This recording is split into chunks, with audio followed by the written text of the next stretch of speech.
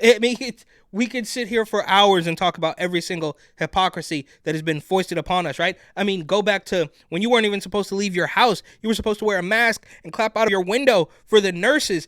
And then immediately, when Biden won, they had champagne parties in the street and opened the border wide up. What is up?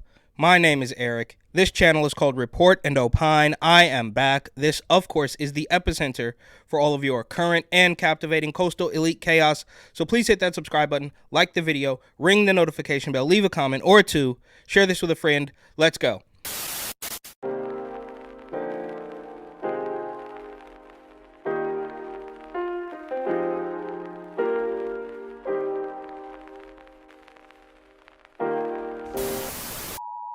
All right, huge weekend, Super Bowl weekend, San Francisco 49ers versus Kansas City Chiefs. I, of course, had to take a moral stance. I could not be a part of any of this because as I'm trying to pick the lesser of two evils, right, you have San Francisco and California, the political regime, even one of their, Republican former baseball players turned politician has to toe the line, right?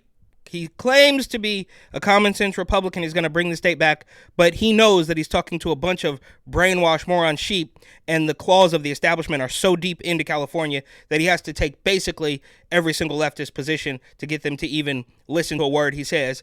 And then over in Kansas City, you've got Taylor Swift and that Pharma bro and the weird TikTok gay dude.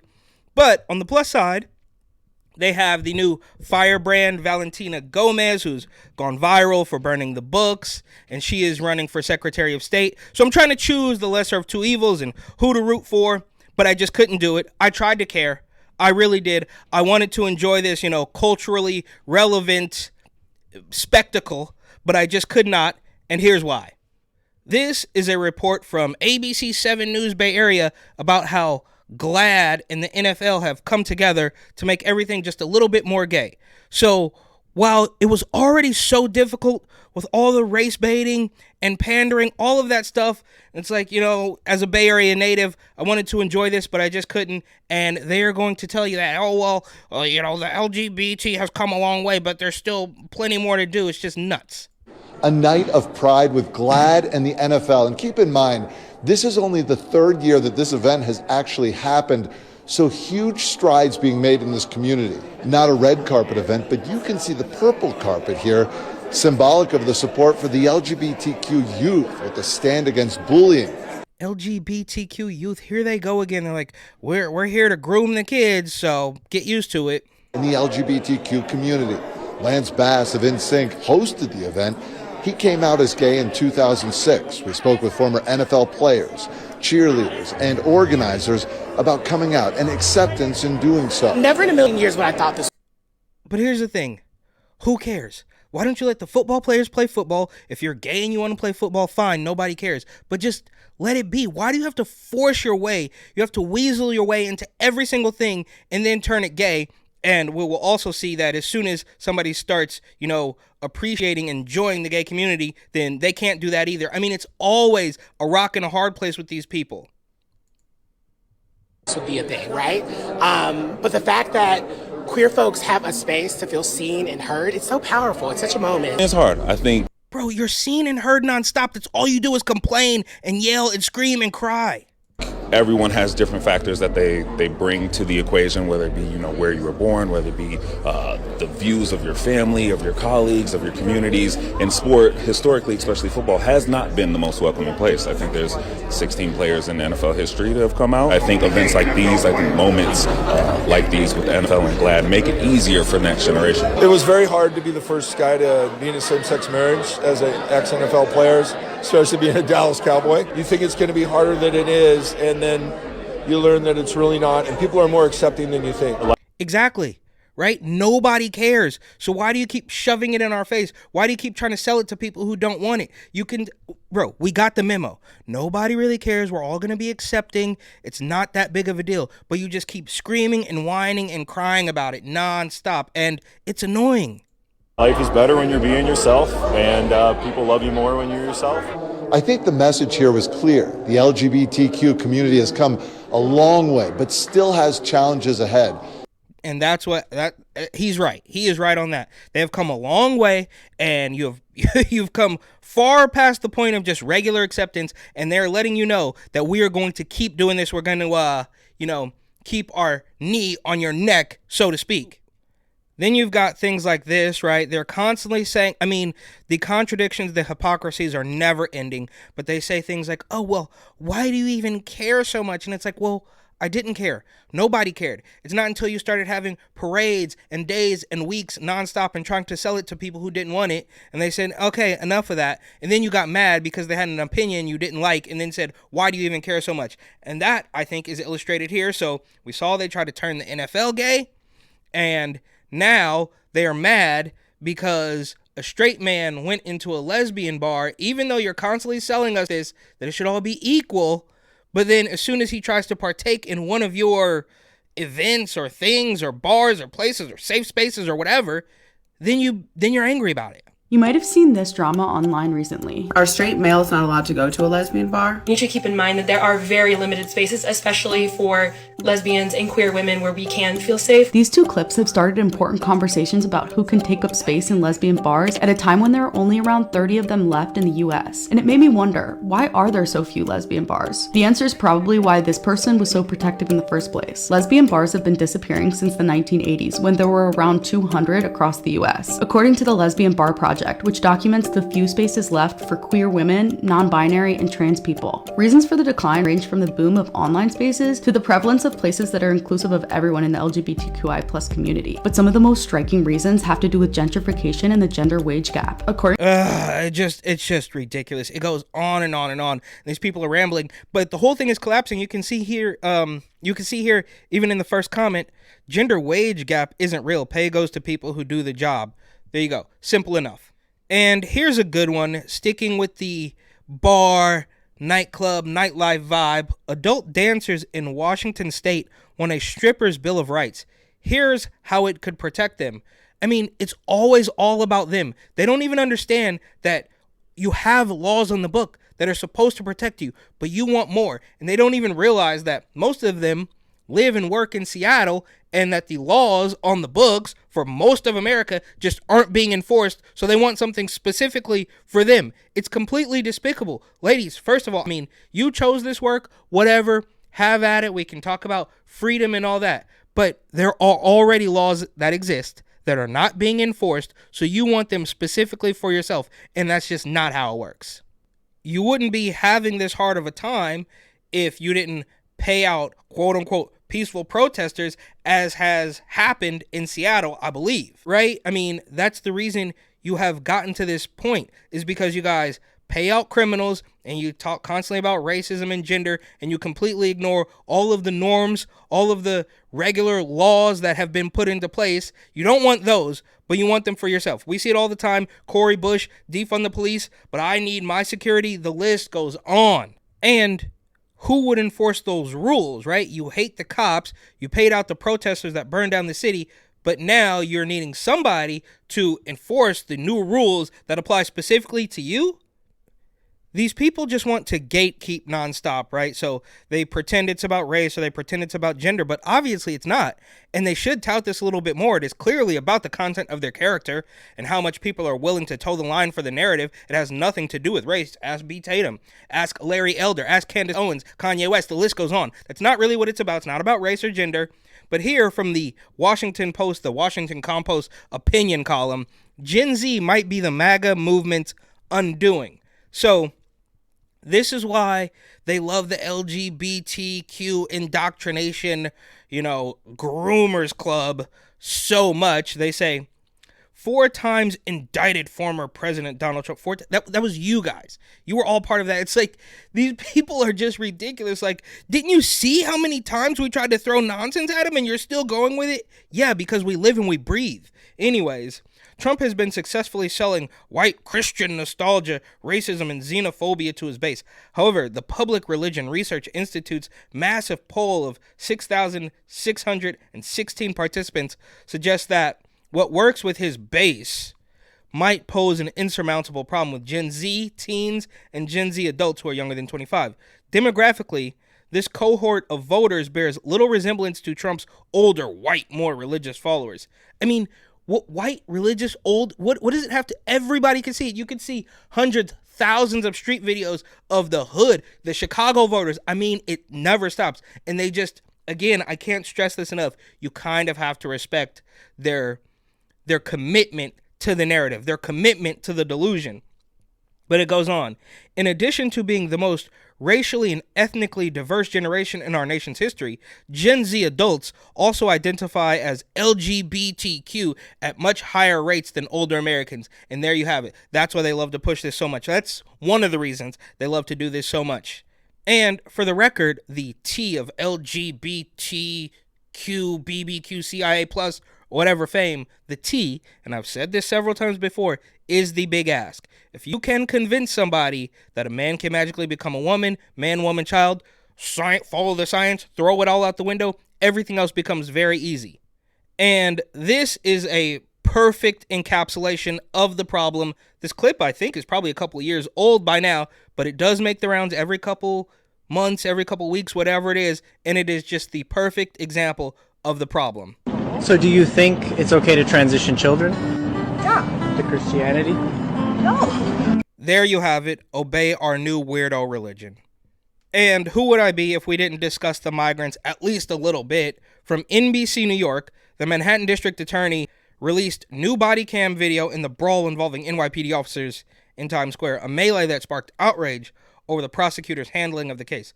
Several new camera angles, including one from the body cam of an officer involved, were released Thursday evening by District Attorney Alvin Bragg. The videos of the incident might raise questions about the initial police stop of one of them.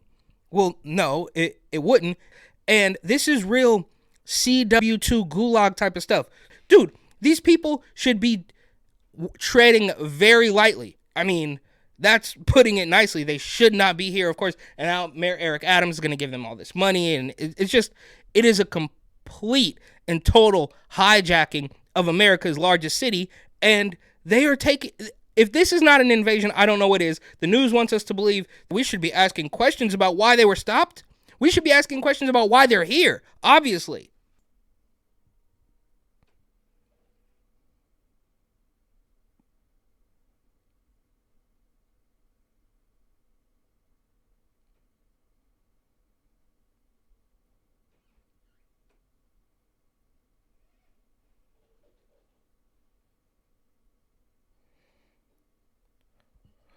Oh, why would the police officer do that? Is an illegal migrant criminal alien pushing a stroller without a baby in it. How dare the police stop him and question what's going on? And I'm sure eventually somebody will bring in a federal monitor to explain to us why the cops are in the wrong for shaking down this man who has probably committed at least a handful of crimes. And then we have this one, of course. A group of migrant teens were caught shoplifting in New York City, but one of them pulled a gun and fired. Bullets missed the security officer, but struck a tourist, right? I mean, and then you're going to have Eric Adams come out and say, this is not representative. We have 170,000 illegals and only 5 of them have done bad stuff. So bro, give it a rest. These people, they're winning right now, unfortunately. And while the migrants are committing all sorts of crimes and popping out anchor babies all over the place, partying, doing drugs, this is Mayor Eric Adams trying to explain why this makes sense. You remember that song, Where Are These Rumors Coming From? Did you hear the one about Michael? Did you hear the one about Mokify? You're talking about rumors. Listen, let's get the facts. This is not an American Express card we're giving folks. It's a prepaid debit card. Only for food and baby supplies. Yeah. So do you think the man who tried to shoot a security guard and randomly hit a tourist, you think he's gonna say, oh well, I can only get a little Similac with this? What are you talking about, bro? Not Coke 45. This is for food and baby supplies. It puts money back into local economy like bodegas, grocery stores. Yeah. This is just despicable, bro. It would be one thing if these people hadn't done anything wrong outside of cross the border illegally, but they're literally beating up cops. They're fleeing the state. They're shooting randomly after, at security guards while shoplifting, and you're trying to justify giving them money. And just to make things worse, right? It's like every time I think we've actually hit rock bottom, we haven't, and they just go another layer. It is a clear slap in the face. There is nothing humanitarian about this. There's only completely manipulative evil going on with this. But on the plus side, I hope maybe they're doing this because they know it's all over, so they're just trying to burn everything down on the way out. Each migrant will get approximately $12.52 per day to purchase food and baby supplies. It's crazy. Migrants are getting 40% more from the SNAP program than low-income Americans. SNAP, $7.59. Prepaid migrant cards, $12.52. It's just ridiculous. That's about 40% more than what the average low-income American gets in this country on government food stamps or SNAP benefits in 2022, which was about $7.59 per person per day. To put in other words, that $53 million that's being used for this prepaid debit program is double what the New York State is budgeting in 2025 for its Department of Veteran Services, its Office of National and Community Service, its Division of Human Rights, and it's more than double. Okay, so it would be bad enough if you were handing out free money to people who were really just looking for a better life, but you're handing this money over to criminal migrants. They're wearing Yeezys, they got hand tattoos, they have guns. Not quite sure how they made that happen, but it's only, this is an extreme level of disrespect, and that's why you see people out in Chicago pushing back on this. But I'm afraid, all right, it's a double-edged sword, right? So perhaps they are doing this because they know it's all over and they're on their way out, but perhaps they're doing this because they know they have so much power, their claws are already in too deep, and there's no going back, because this is real conflict. And here is a cute little infographic from USA Today, right? So while you're giving out money to criminal illegals and you're not signing on this border security bill, which even USA Today is telling you isn't really a border security bill, right? If you look at this graphic, $60.1 billion for Ukraine. Now, I don't know. I am no expert in geopolitics, but that does not make sense. Why is their border more important than the American border? Or maybe it's a weirdo money laundering slush fund operation that they're doing and asking you to sign on. And if you don't, Chuck Schumer says we could go to war and you hate Ukraine and you're a racist and you're this, that, and the other. But it's clear. It's right here, even from USA Today. Then you've got the border at $20.2 billion, Israel, humanitarian aid, other. Who knows what the hell that is supposed to mean? Indo-Pacific and the Red Sea. Now, I don't know. Obviously, the news is fake, but why would they lie in this direction? I don't know. It seems like they just think you're that stupid that this still makes sense. Luckily, this bill didn't pass, which we didn't. We obviously don't need a bill because we have a handful of laws that are meant to protect the border that Joe Biden did away with. But all that aside, this is just another level of the CW2 quiet conflict that we're living through. While the criminal illegals are getting paid out and they're committing crimes and fleeing the state, and while we're opting for more money for Ukraine and somehow giving money to Israel and Gaza, which I don't know. But on top of all that, from the Washington Compost opinion column, once again, protecting abortion care keeps America safe. Well, that's odd. They say, while it might not seem to be a military issue, correct, the Supreme Court will soon decide a case that will affect the armed forces and hundreds of thousands of women who serve in uniform, as well as those civilians we need to recruit. The question before the court is whether to severely limit access to mypreth or whatever, some drug, one of the two drugs used for medication abortions up to 10 weeks of pregnancy. Retired military officials Luis Caldera, Ray Mabus, and Deborah James write, quote, undermining our female service members' physical and mental well-being could have disastrous consequences. But those who defend America should not. While on the front lines or training to defeat our nation's enemies, also have to fight for reproductive care and bodily autonomy. That is more than a matter of principle. It's a matter of national security. And there you have it. Once again, every single time, it is always life and death. So they are now trying to get you to believe that if you don't let these women abort their baby, I mean, you guys shouldn't be on the front line anyway, but that's a completely different story. And it's crazy, or perhaps completely predictable, how they try to tie everything, of course, to life and death. And now we're at the point where if you don't let them do this, right?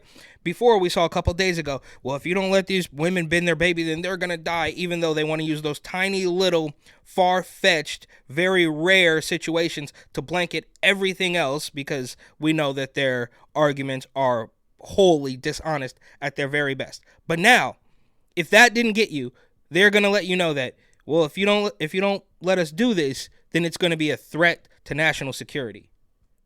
And here we have a little classic race baiting from Gothamist. Vision Zero made New York City's white neighborhoods safer from cars, but not black or Latino areas. Report. So, I mean, this always happens. Oh, well, climate change is affecting the communities of color, and Rona is affecting the communities of color. Now it's cars. Meanwhile, in Oakland, California, there is it's complete lawlessness. Nobody is following the traffic laws. I mean, it's just ridiculous. But they want to say that somehow, and I'm sure there's going to be another federal monitor that's going to say, well, this is racist. It doesn't make any sense, but it gets better. So while they want you to believe it's racist that the Safe Street Initiative is targeting black and brown neighborhoods or whatever, right? That's obviously right. I mean, quite literally everything is racism, and that's what we're going to see here, because a 3-point plan to curb excessive traffic stops of black and brown drivers, right? So, and I get it. It's maybe a little apples and oranges. This is Chicago. That's New York. But it's like, so you want to make the neighborhood safer, but then you also want to stop doing the things that might make the neighborhood safer by stopping reckless drivers. And there's another one. This too is racist. Pretextual traffic stops target black and brown drivers. New report finds. So I'm sure that could have nothing to do with why the white neighborhoods are safer. Another one. Driving while black in Buffalo, you're over 3 times more likely to get stopped by police compared to a white person. And I'm sure it's completely unrelated. So the Safe Street initiatives have made the white neighborhoods safer. But when you're complaining about the traffic stops in black neighborhoods, that too is, I mean, you can't have it both ways. Last one. Police can no longer ask, do you know why I pulled you over in California? Here's why. Well, it really doesn't matter why. We know by now that no matter how bad it gets, no matter how, the migrants take over, they're committing crime, violent shootouts, give them money. Or, protesters, peaceful protesters destroy the entirities of cities, give them money, right? In and out, businesses fleeing, restaurants, everything completely collapsing, but it's still somehow going to be the fault of the police officer. It's absolutely insane. Anybody with 2 brain cells to rub together can see what's happening here, but there's still some people who are so dense and so stupid that they're so backwards and upside down that as everything is quite literally collapsing, there's a giant sinkhole in San Francisco. The 7 train tracks are collapsing on the cars, but that's a different story. No matter what happens, it is still somehow going to be the fault of the police officer. And that is globalist, maniacal destruction if I've ever seen it. Again, this is real CW2, quiet conflict, gulag type of stuff here. Right? They want to put away the pro-lifers, but they want to pay out BLM protesters. Look, the list goes on and on and on. I mean, we could sit here for hours and talk about every single hypocrisy that has been foisted upon us, right? I mean, go back to when you weren't even supposed to leave your house. You were supposed to wear a mask and clap out of your window for the nurses.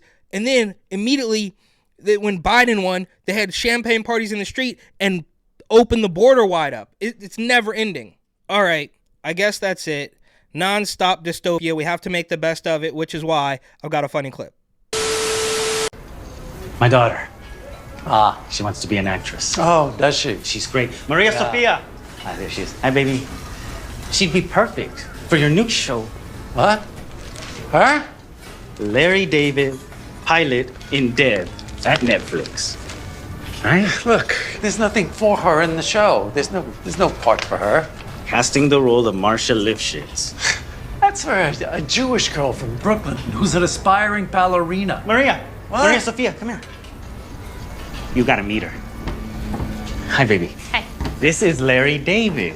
Hi there, David. How you doing? Tell him about your high school plays. Dad. Yeah, well, I played Juliet in high school. I mean, it was amazing. You should have seen it. Ah, I'm sorry I missed it. I mean, she also dances. Yeah. Show him how you dance, baby. Oh, okay. No, yeah, no, yeah, you- yeah. No, it's I mean, okay, go. 1, 2, 3.